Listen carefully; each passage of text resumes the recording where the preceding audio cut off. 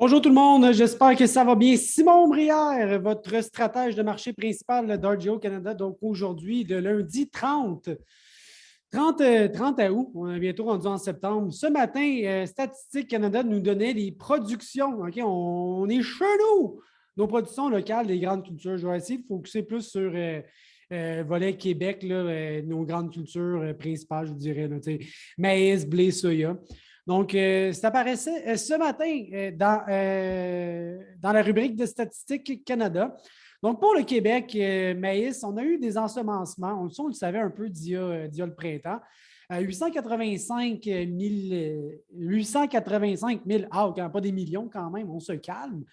C'était quand même une baisse de superficie depuis un certain nombre d'années. Donc, on partait avec un peu moins d'ensemencement. Le rendement à 157,4.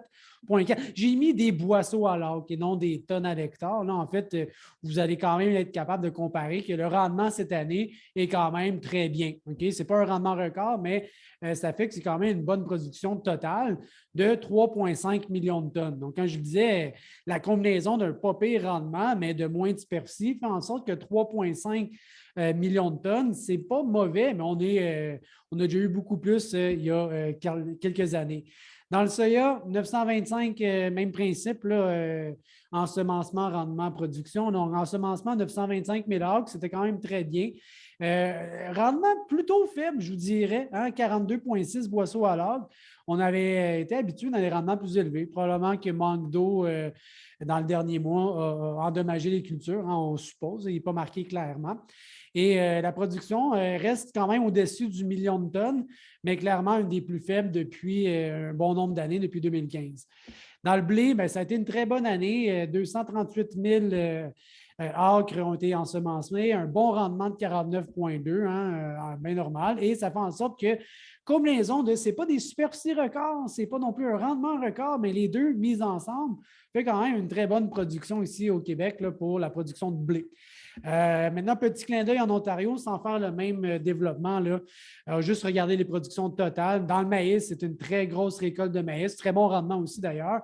Et mes sources me disent que ça pourrait continuer à augmenter, apparemment qui ont été timides par rapport au rendement. Mais enfin, donc, maïs, Ontario, très forte production.